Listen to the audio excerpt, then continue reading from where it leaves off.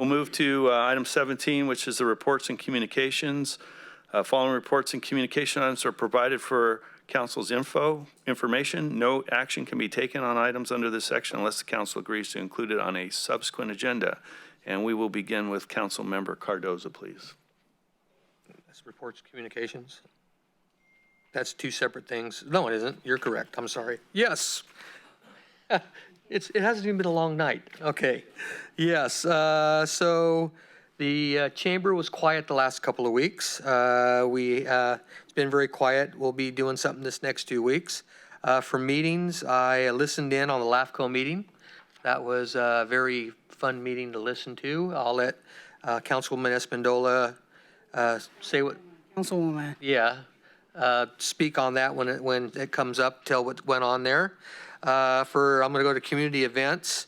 I passed out backpacks full of school supplies, and they also gave the children or kids food and supplies for school with the Western Farm Workers Association to help all the farm workers give them supplies for school. Even though school's not going on, the kids still need supplies to do their homework and stuff at home. I attended the virtual walked-in Alzheimer's this Saturday. It was here at our Promise Garden here on Veterans Memorial Way. It was virtual also, and then everybody went out and did their individual walks due to COVID. I had the honor of being on the virtual thing, hold the virtual broadcast. I had the honor of holding the orange flower, and that's which stands for a world without Alzheimer's, excuse me.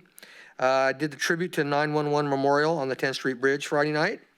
That was pretty exciting. We had a couple of dozen folks on top of the bridge. There was also some down between Plymouth Street and Wheeler, and then Marysville had some on their side. Had the flags out there. They thought it was a Trump rally, but it was for 9/11. We had a lot of cars honking. Our fire departments came through. Sutter County, Yuba County fire departments, Marysville, Yuba City came by and honked their horns with us. Also, I attended our farmers markets last couple of weeks, both museums on Wednesdays and our town center on Saturday mornings. Town center is going to be still going until October 17th. And the museum, due to COVID, due into this, I'll find out tomorrow night when the ending is on it. I'll give that report at the next council meeting. And then we had exciting 4 days at our Yuba City Fairgrounds. Due to the Butte and Yuba County fires, we had an evacuation center at our fairgrounds. I helped out with the evacuees. I helped assist with the Yuba County Office of Emergency Services, the Red Cross, and the Yuba Center Domestic Animal Disaster Assistance. I was there helping. Everybody was short-handed, last minute thing. So we had 500 folks in our fairground parking lot, Wednesday morning. And they were short-handed, so I helped sign folks in, find out where they were from, Butte County, Yuba County, letting them know, getting a head count, making sure that they had the proper necessities that they need in our community. And then I also, when I was helping out, I let folks know where they can get meals in our community because due to COVID, our service groups weren't allowed to bring food onto the fairgrounds. So the county provided Visa cards, but it didn't get till towards the end of the day. And so a few of the folks, I gave them areas that they could go to get stuff. And I also want to give a special thank you to the Brick Coffee House in Marysville. They provided lunch for all the evacuees for Thursday through Saturday.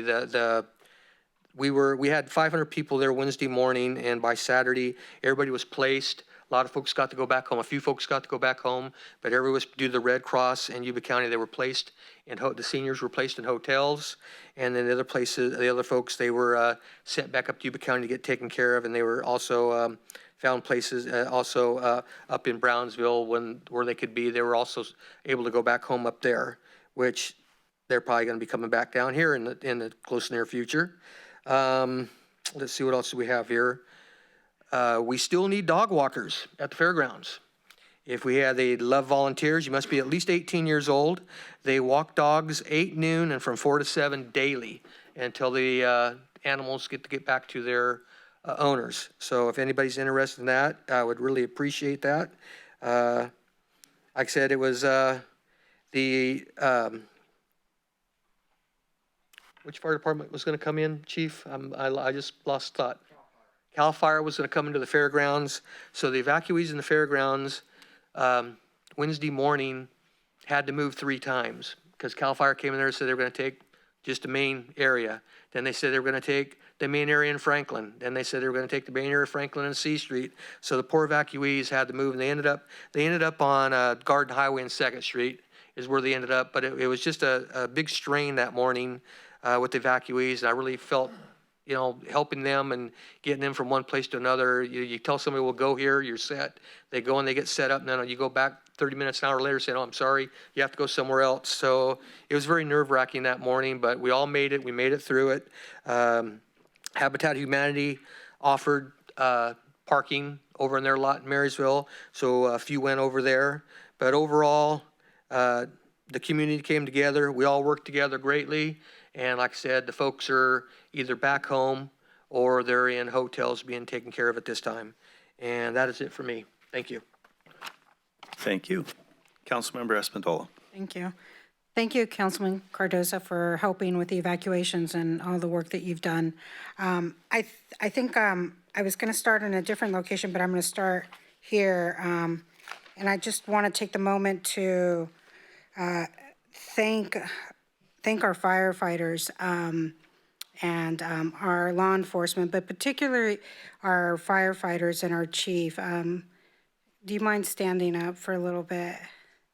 I just want to acknowledge our chief.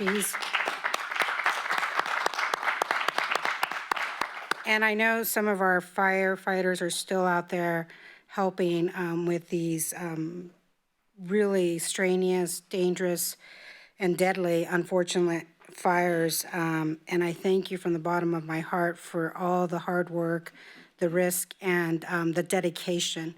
Not only by you or your team, but also your families, your loved ones, because they're the ones who also sacrifice and give in these moments when you're out there.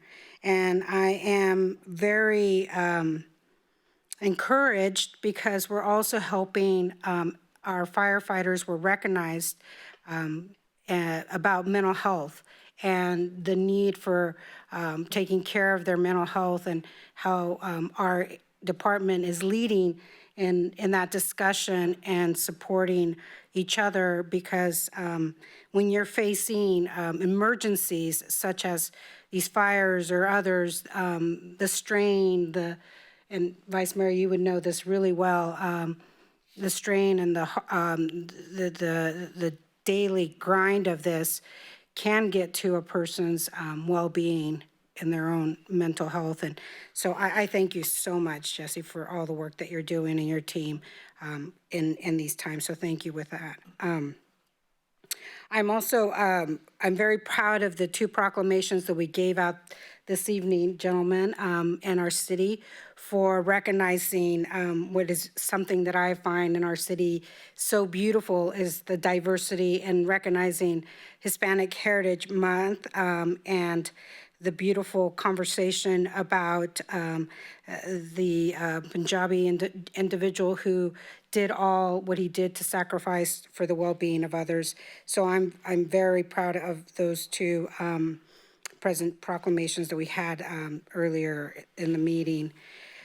Now, we all have different assignments. We have committee assignments, and some of them are really glamorous. I mean, regional water agency, but what can we do without water? I mean, we need water for everything. I mean, there's so much to that. And Diana always encourages me and supports me and lets me understand, helps me understand, I should say, what is water resources? What does this look like? And thankfully, we have one of the best in the state that she can just get me to the right points and say, this is what you need to know, Grace. The city only needs this. the city doesn't need these additional areas. But we're going to have a 30-minute meeting with the director, right, of water, just to kind of give an input about the issues of water. And but we have a couple of grants, right? What is it, under this one or a different one? I'm getting confused, right? Okay. So that was one meeting, and then our vice mayor is so generous, he loves to give. He was out of town or I don't know, he's a busy man. And so I went to the LAFCO meeting, which was virtual, and I learned quite a bit how challenging the virtual platform can be for part of our commissioners. I was identified as Commissioner Boomgarden, and my picture was there. They saw me, but they still identified me as Commissioner Boomgarden. So that was fun. Anyhow, there's a workshop, right, that's happening in November? Or it's scheduled for November? Yeah. The vote schedule. Oh, wait, the workshop occurred, which was the report that our team put together. And interesting workshop, but the vote is on November. And I have nothing else to say, but one last very short little quote that I thought was really impactful that made me think of things beyond what I normally. Today, all lives have equal value. Not all have equal opportunity. Melinda Gates. Thank you. Thank you. Councilman Shaw. Thank you, Vice Mayor.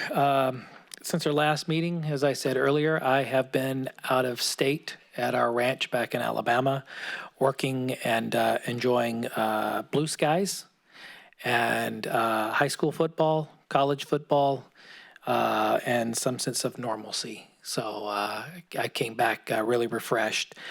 But I would be remiss if I didn't cover a couple of things real quick, and I'm going to get back to our first responders because I go back to, as I said earlier, I'm a veteran. I was on shift the night the Desert Storm started.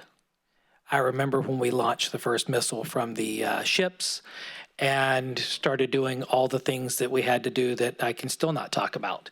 But spring forward, 9/11. I was out of town when that occurred, but I could still remember there's points and times that every one of us, every generation has it. You go back to our parents' generation, and it was the Cuban Missile Crisis. People can remember exactly what was going on during that time. The morning of 9/11, I can still tell you very vividly everything that was going on. And I know that there was that sense, even though I wasn't in the military anymore, that just started rising up, and I wanted to do what I could do. Because someone messed with my family, my people, America. While I was gone, that happened here again. And thank you to our men and women in the fire department and in the police department. I called in because I was working on the ranch, went back to my cell phone, had like 35 text messages. It was like, holy smokes, California did get on fire. And here we are again. And I just want to say thank you to all the men and women in your two departments, because just as we did in Desert Storm and on 9/11, you guys were asked and called and stretched thin, and you guys were running into danger to save people. So on behalf of all the residents of the city, all the residents up in the affected areas, I just want to extend my thank you to all of the men and women that serve in both your departments, because you guys went in and did some good work. And I know it was both departments that was asked to send support. And please pass along our thanks and gratitude, because it's very simple. When we all get to stay home and feel protected, you guys are some of the first ones in that runs into danger.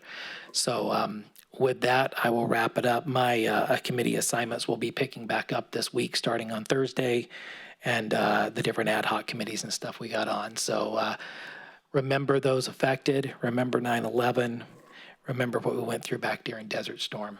Thank you. Thank you. First, again, thank you to all of you who chose to come join us here at the meeting this evening, and for and speaking and sharing your thoughts with us.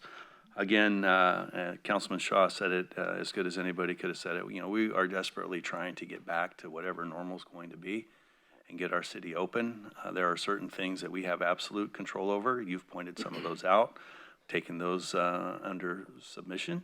There are other things that we unfortunately do not have control over, though we wish we did. And as a council, this council is very committed to this city, the citizens that we serve, including the businesses. So again, thank you for being here tonight, and hopefully we can continue to get more people inside here. Thank you, Councilwoman, for attending the LAFCO meeting. That does have some significance as it relates to the growth of the city. The workshop that's coming on the Municipal Services Review in conjunction with Bogue Stewart Master Plan. As far as committee work, other than that, we are in the process of moving along with the hiring of a new city manager. That process is underway. And though we do not have an exact timeline, that should be forthcoming in the next couple weeks, and we will be able to announce that. I do wanted to, as others have, recognize the work of both the police and the fire departments, especially as it relates to their support of efforts in Northern California.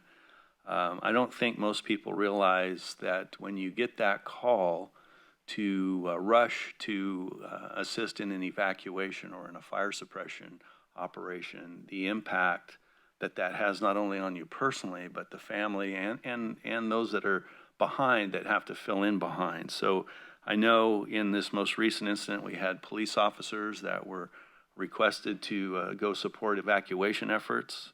I know our fire department was out hopping from incident to incident all over Northern California. And they, all of those folks were in harm's way. And, you know, the courage of those folks and the support of their family and the support of the residents of the city, I know it was appreciated when I was doing the work. And I hope both of you can communicate back to those that you are leading how much we value the fact that they were willing to respond and did so on a moment's notice, per se, dropped what they had to do and got up there. So the unfortunate thing, at least about fires, is we haven't even really gotten into the fall fire season, and we're seeing these catastrophic fires. And I assume that, unfortunately, that we will be called upon again to support our neighbors, and I know we will do so admirably.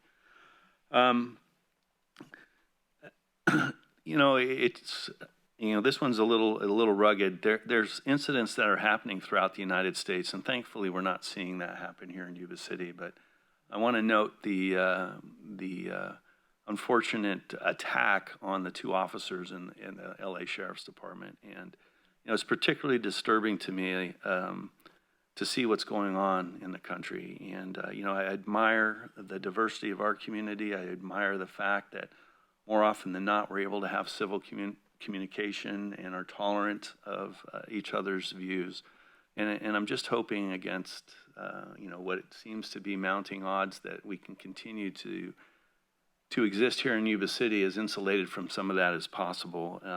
I cannot imagine going to work as a police officer these days. I just can't, and knowing that, you're here to protect us, but there are others that are out attacking you. So I wasn't a police officer. I worked alongside them, and I just, again, have a lot of respect. Thank you for your officers and their willingness to take care of us here in Yuba City. I think it speaks a lot to them. I want to close tonight on behalf of our council in memory of Ramon Flores. Ramon Flores was the father of County Supervisor Dan Flores and Dan's brother David Flores, who's very active in the community as well. Mr. Flores was a very important part of the community, and he passed away recently. So at this point, I'm going to go ahead and adjourn this meeting. Again, thank you to all that came, thank you to all that listened, and thanks to all of you for serving the citizens of Yuba City.